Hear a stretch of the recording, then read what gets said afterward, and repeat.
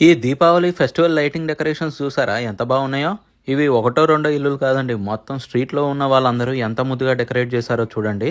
ఇంత బాగా చేశారంటే మన ఇండియాలోనేమో అని అనుకున్నారు. అస్సలు కాదు, ఇది ఆస్ట్రేలియాలో, అది కూడా మన సిడ్నీలో. నిజంగానే థ్రిల్ అయి ఉంటారు కదా, ఒక ఫారెన్ కంట్రీలో, అది కూడా మన దీపావళికి ఇంత బాగా డెకరేట్ చేశారా అని అనిపించడం సహజం. మాకైతే ఇవన్నీ చూసినప్పుడు మొదటగా ఆశ్చర్యం, తర్వాత పట్టరాని సంతోషం అనిపించింది.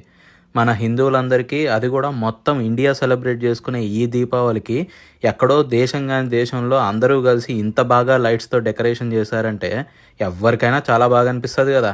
సిడ్నీలో చాలా స్ట్రీట్స్ ఇలా రంగురంగుల లైటింగ్ డెకరేషన్స్తో అందంగా ముస్తాబైనాయి తెలుసా. మెయిన్గా నిరింబా ఫీల్డ్స్, మాస్డన్ పార్క్ స్ట్రీట్లు అయితే అబ్బో చాలా బాగున్నాయి. అసలు ఇంత బాగా డెకరేట్ చేసిన హౌస్ ఓనర్స్కి నిజంగా దండం పెట్టాలి. అబ్బబ్బో, ప్రతి డెకరేషన్ కూడా చాలా కన్నుల పండుగగా ఉన్నాయనుకోండి.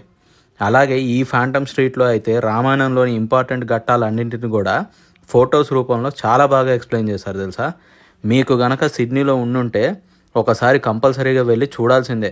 మిగతా వాళ్ళైతే ఈ వీడియో మొత్తం చూసి ఫీల్ అవ్వండి మేము ఎంత బాగా దివాళీ సెలబ్రేట్ చేసుకుంటున్నామో.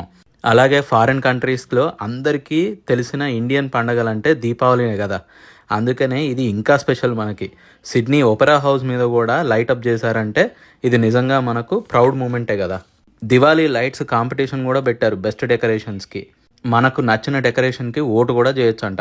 దీపావళి రోజు విన్నర్స్ని అనౌన్స్ చేస్తారంట. చూద్దాం ఏ డెకరేషన్ ప్రైజ్ గెలుచుకుంటుందో. కానీ నా దృష్టిలో అందరూ కూడా చాలా బాగా చేశారు.